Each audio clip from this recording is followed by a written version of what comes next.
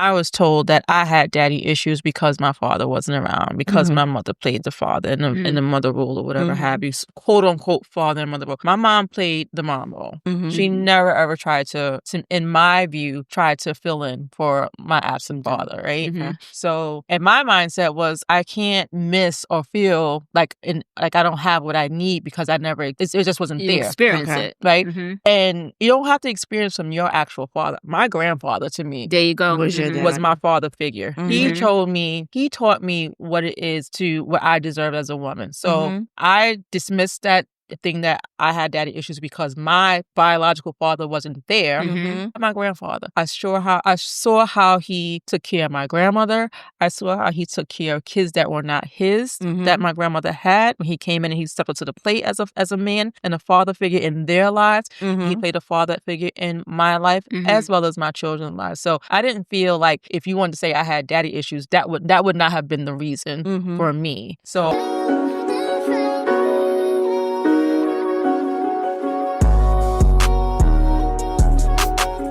Welcome to another episode of Not Your Average Auntie's podcast. I am Joe. I'm Key. And I'm Jay, where we keep it real, raw, and relatable while sharing our experiences and opinions and feelings. Yes. All right. So today's topic, we are going to touch a sensitive subject for some, daddy issues. How do you deal with it? Do you have them? Have you recognized that you have them? You asking a lot of questions. All that encompasses daddy issues. Do you have them?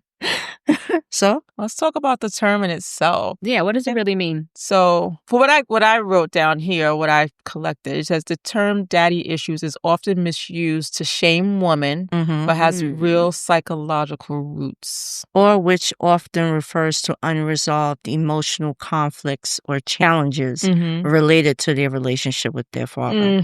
That's probably just tied to the psychological roots. Yeah, for sure. But so it's always good to define it because I think people have different meanings for it. Like men sometimes will throw that out there, the term, or she got daddy issues. And 9 times out of 10, they're attributing it to the fact that maybe she comes from a single family home. I've been told that. So she doesn't know, you got daddy, you never had a man in the household, blah, blah, blah, blah. And sometimes that could be the case, but sometimes it's not. Like that's, you can't just blanketly throw the term around thinking that it's going to stick when it's not always applicable. Or it's how they interact or with their partners. Yeah. You know, so they say they have daddy issues because they're calling their partner daddy. I do. It's cringy to me. It's cringy to me. It just sounds weird when you, hey, dad, I don't even want my partner. I don't be calling me mommy either. Yeah. See, it's the same thing for me for the opposite sex. Don't call, if I'm your woman, don't be calling me mommy, mammy, none of that stuff. Don't. She said mammy? They be doing whatever they be saying. Just mommy. Whatever they be saying. You don't want to say, mommy, how you doing, mommy? No. See, I'm one of those that will call him dad. I will. Especially if you're doing right. I just can't do it. It's just I think it's a term of I just can't. I get it. And not everybody gets that title. Let's be clear. You got to earn me calling you dad. Yeah, I can't do it. I will be, I laugh so much. I'd be like, dad. Daddy. I'm a jokester. It just won't even come off. It won't even come out right. Like, I just can't do it. It just sounds funny to me. Babes, honey, I can stick to that. Daddy, I can't call it daddy. I can't do it. It just sounds funny to me. I just, but I get it. There are some women that will say that. So for those who are in a 2-family household, right? Yeah. And you call your dad daddy. Yeah. You go from calling your dad daddy to your man daddy. Like, and I guess it kind of like, so one of the other things they say, right, is the father is the first representation of who you ultimately date in life, right? But it's just my daddy to him is just special. That belongs to him. Yeah, I can't do it. But I know that women do it. I just, that's not me. To me, it's mostly a term of endearment. I get it. Yeah. Nobody will ever replace my dad. I feel you. Yeah. I don't know. I think sometimes there are people that use the term too loosely. And I equally think that there are situations where women do have daddy issues and that they may lack emotion or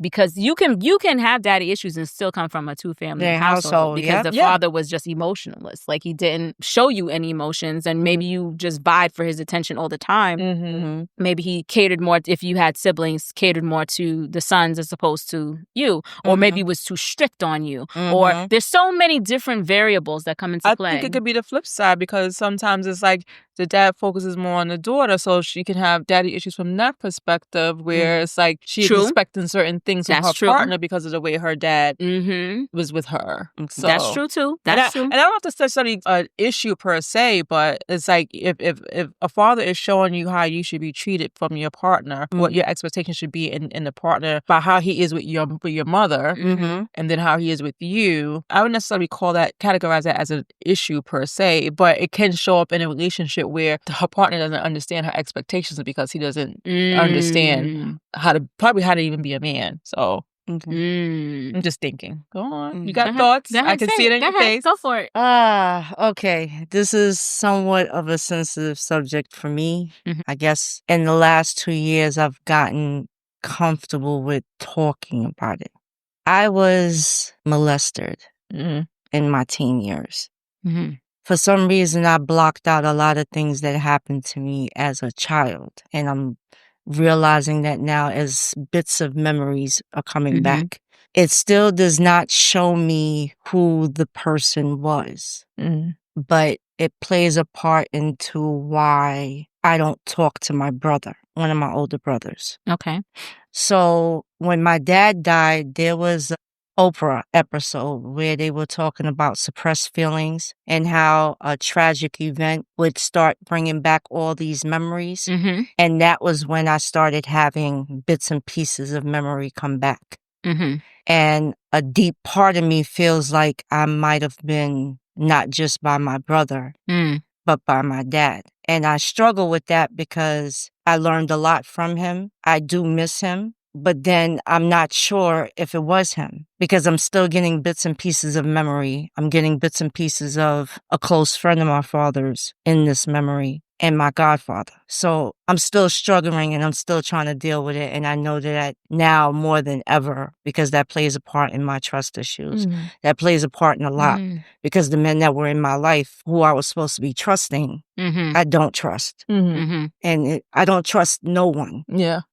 I could trust you as far as I could throw you. And that's how I've always felt. That's how I've survived. But I know I need to deal with that at some point. Yeah, I think so, because it sounds like to me, based off of what you're just saying, it's like 4 or 5 people that could potentially. But like you don't, one of them I know for sure. One you know for sure. But the others, it's like you having these different images where it could possibly be one or the other. Or not, right? So I just hope that you do whatever it is you need to do to figure it out, because I think you need to resolve that, right? But not for them, but for you. For yourself. Yeah, for myself. So you can figure out. Because if you're going to be angry, you want to be angry at the right person. Yeah. To me, in my mind, you want to be angry at the right person. Yeah. So now you can get through that anger with the actual person, and that you could, like, each step I think is going to be growth, right? So first is figuring out who it is, having whatever the emotional response is, whether it be anger, relief, or whatever it is. It's not anger anymore. Yeah, I don't know what it is. Like, I don't know what the emotional response is going to be. I'm just saying once you've identified, I'm feeling like once you've identified the person or know for sure who you feel like it really is, as you continue to peel back the pieces and learn whatever your emotional response is. Like all the phases you're gonna go through, I should say, because we don't know what they may or may not be. All the phases you're gonna go through once you have uncovered that, and hopefully, I mean, the fact that you're even talking about it right now, that helps. It took a long time to even get to this point because, as I said, the last few years has been a lot of reflection on my life, me just overall, and a long time I was angry. As I got older, I started to accept the fact that this happened, and I've been able to achieve what I've done with this in the background. You didn't let it impact you. I didn't let it impact my life, but it also made me realize how I moved as I was getting older. And now this premenopausal shit brings up a lot of stuff. It's really bringing up a lot of stuff, and I'm trying to deal with it. So it brings up a lot. I'm at a point now where I get emotional over the littlest thing, and I've never been like that, and I'm struggling with that too. Because right now I'm tearing. I'm really trying to hold back. back tears. You got a lot. So I feel like I'm turning into mush, and I don't like that. Listen, but don't get it twisted, worse. people. It's a lot to deal with, and I think there are more women that have had similar situations like you that suppress it and don't talk about it, and then it comes out later, and all the while they're navigating life. But we wonder, to your point, why we make the decisions or why they're making the decisions that they're making. It has to do with the baggage that or even in the relationships that they have. It has to deal with the baggage. Just to your point, that for the men that were in your life, you were looking for the safety, and that was something that might have lacked in certain areas, and that's a problem for you, right? So I think that at one hand, when you mentioned it, I cringed a little bit to be like, "Ooh, do we want to bring this up on the podcast?" Right. But on the flip side, it's like, okay, this is something that you obviously want to share. But I think too, for the other women out there that hear this is a real thing that happens, and this is why it's so important to protect your kids and be mindful of who they're around, and it could be family members. Because it happens so often between family friends and family members, and some of those women will go throughout life and they will not share, but they will build up a tough exterior or whatever it is to get them through it. Right? So I think that is just so important to just be mindful of who is around your kids, and everybody ain't family. And when the kid don't want a hug, you ain't got to force that kid to have no hug. If the kid don't want a kiss, you go, come meet y'all, go come meet. And if they standoffish, because a lot of times kids, even when they're young, they pick up on I'm gonna say lean emotions. into that. You gotta let take those cues. That's right. Ask it, is everything okay? They're not acting that way for no damn reason. They're not acting that, and then if you're on the flip side, when you notice that your kid is displaying certain behaviors, it ain't coming from just, sometimes it's teenage stuff, but even then, something is triggering it, right? So you just tap in. Sometimes as parents, we're so focused on our own shit that we're not even paying attention to the things that our kids show us, or we dismiss it as if it's nothing, and then they carry it with them for years. Like we said this so many times in this podcast, a lot of the stuff and the issues stems from childhood. A lot of it. We got to heal our inner child, or make sure that inner Josie feels safe. Inner Josie feels proud. Josie. Not too many people get away with that. We get special privilege. I don't know where the pussycats are at. Josie and the pussy. Remember that name? Yes. Okay. But so but that's a deep thing to share, but and just work through it. You gotta get the help to work through it. But it's heavy. It's heavy. Well, thank you for sharing. Yes. Because that takes a lot. So I appreciate that. I'm probably gonna get backlash from this, so I apologize in advance for anybody who sees this. Listen. Well, it's my truth. That's all you that's where it comes from. Exactly. Backlash, it is what it is. Yeah. Right? Backlash, so you feel strong enough and confident enough to put it out. This is your truth. This is your life. They got to deal with that. Yeah. Yep. So that's, shit. Yeah. So, I mean, you talk about these things. So one of the things that as I was looking at this topic and thinking about this topic, so I was raised in a single household. My father was not around. I know who my father is or was, because today I don't even know if he's still alive. And hopefully he is. And if he isn't, he be rested in peace if that is the situation. I just don't know. But my mother was a strong mother, and I was told that I had daddy issues because my father wasn't around, because my mother played the father and the mother role or whatever have you, quote unquote father and mother role. My mom played the mom role. She never ever tried to, in my view, try to fill in for my absent father, right? So, and my mindset was I can't miss or feel like I don't have what I need because I never, it just wasn't there. Experience it. Right? And you don't have to experience from your actual father. My grandfather, to me, there you go, was my father figure. He taught me what it is what I deserve as a woman. So I dismissed that thing that I had daddy issues because my biological father wasn't there. My grandfather. I saw how he took care of my grandmother. I saw how he took care of kids that were not his, that my grandmother had. When he came in and he stepped up to the plate as a man and a father figure in their lives. He played a father figure in my life as well as my children's lives. So I didn't feel like if you wanted to say I had daddy issues, that would not have been the reason for me. So I don't feel like that's always the case because of a father father's not available or in the home. Because to your point you said earlier, people still have daddy issues whether that man is there. They're For different not, reasons. yeah. Different reasons. Because, and so one of the things that I did see or that I did read, that it does play a part, daddy issues, quote unquote, do play a part into how you show up in relationships, how you cultivate relationships, whether it be your partner, your friends, or even with your family members. It shows up there. So what things do you feel or see that daddy issues play in how you interact with people or cultivate relationships, whether it be with your partner or friendships, or even in the workplace? Because it also showed how women actually negotiate for their salaries and show up in the workplace. It can. I think sometimes it depends if a woman is like very much independent. I think that can show up where she will be either super independent or be dependent on everybody to, could go one or two ways, right? So I think that is one way.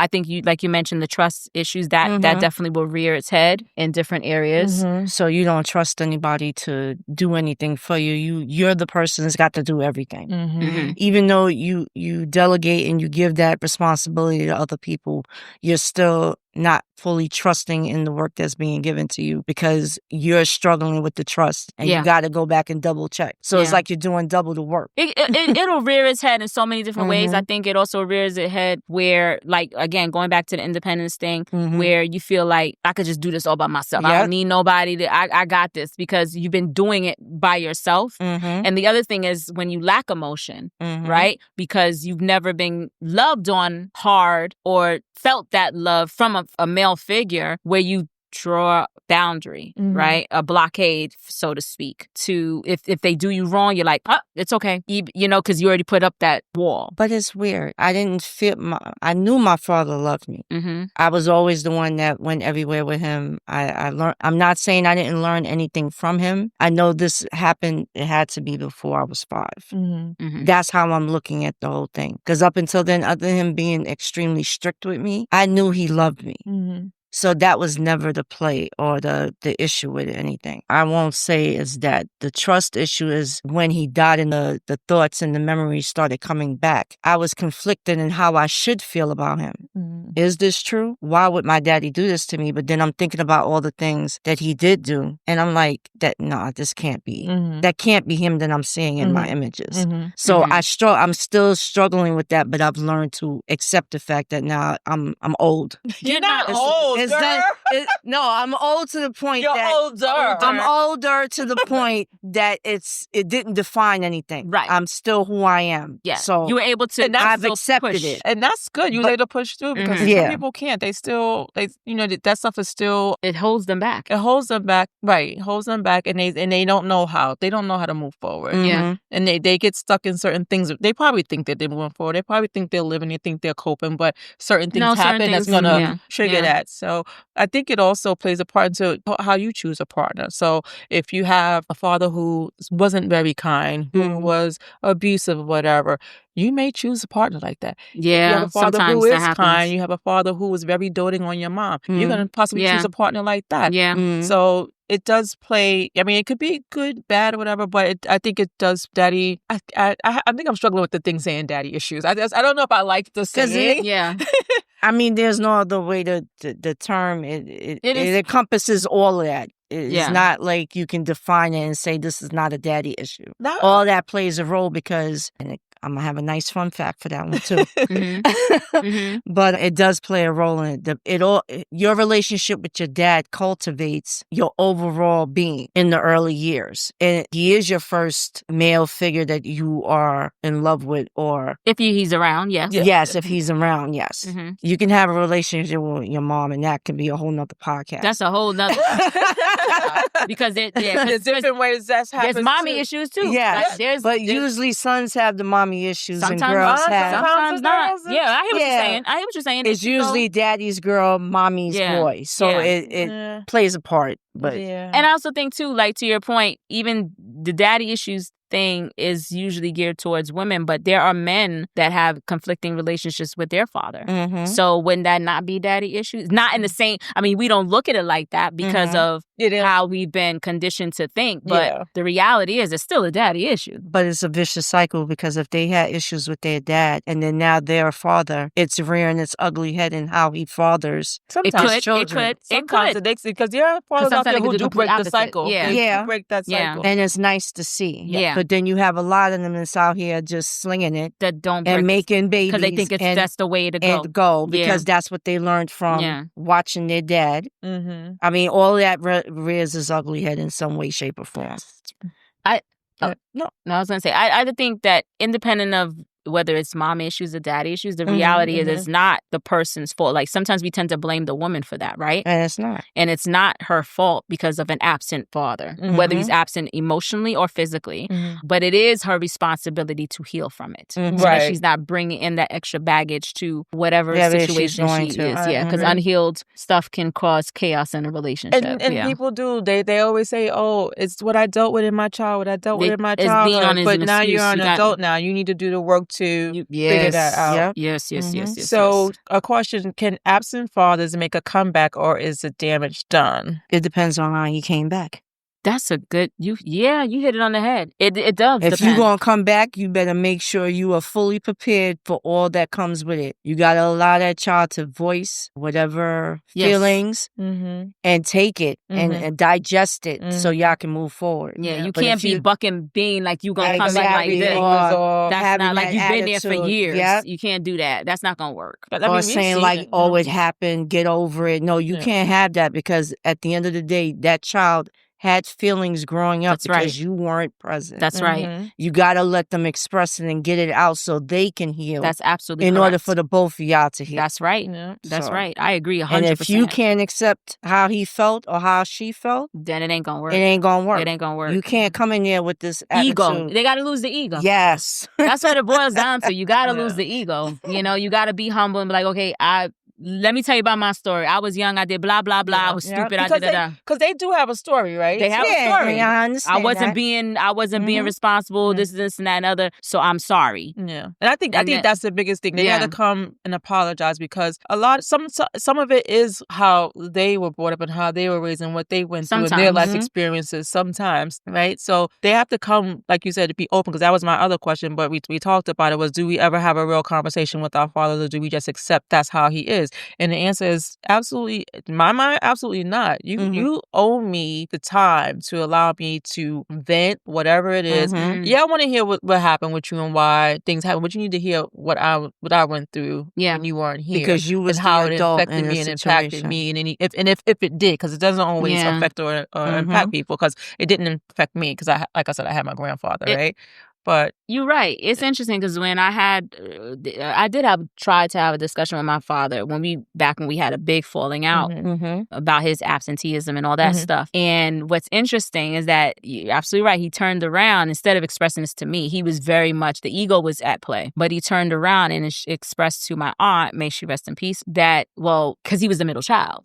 So he felt that there were things that he felt slighted because she was trying to do a comparative analysis. Here you are, you have your kids. Even though you had 2 older kids, you got now 2 younger kids. At the time, I'm still an adult, young adult. But I was trying to express, like, dude, you wasn't there. Like, don't be trying to pull rank to your point. You can't step in and be like, that ain't gonna work, you know? So, but he tried to combat that and telling her, listen, there were things that he missed as a kid with his parents, right? So it all comes back to some things that were affecting him. Now, that doesn't always happen to every man, because sometimes the man can have all the love and care with their kid, their parents, and still screw up their kid, right? But he tried and he deflected. Instead of addressing it, he went that route. But then eventually, may he rest in peace, we still never fully got around to the apologies, but somehow we just ended up mending the relationship in a way where we could talk. You got to a point where we could talk and actually enjoyed it. And I realized I am a lot like him. Without even being in the household, there's a lot of similarities. And I was just like, look at that. Yeah. You don't blow me down. down. You don't have to actually live with the person to inherit some of their behaviors and characteristics. Absolutely. I've acknowledged that about I'm very much like my dad in a lot of ways. Yes, good to hear their story, right? And understand their story. But I also think if you didn't like how you were treated as a child, change it. You should change it. You should never. That's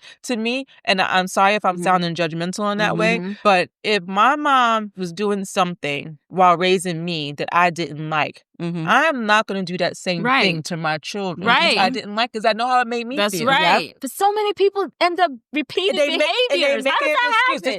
This is how I am. This is all I knew. Yeah. That's not. No, you have the power to change it. Yes. They don't depends and on that is your power. To me, that is your power. I said it all depends on what you bring to your child. Like, right, of course. Even though my dad was strict, there was also discipline. There was always structure. I tried to bring that with my kids. Think that's good. I just didn't do the capital punishment. Now, unfortunately, my daughter would debate that and say that I chastised her more than I did my sons. All daughters say that. But that's also, there was no booklet here. Yeah. Unfortunately, yes, you got the brunt. But as I did it, I learned from it and tried not to continue it. Yeah. No. So I broke the cycle, but I always made sure there was discipline in some way, shape. Yeah. I think discipline and structure is good, minus the capital punishment for sure. Yeah. And me being the only girl, I felt like my mother was harder on me than my brothers too. But hey, that's all. I think that's their way of protecting their daughters. Yes. To some degree. Yeah, I think so. Yeah. All right. Are we ready for fun pack? Yes. So, people with daddy issues often develop hyper-independence or people-pleasing tendencies.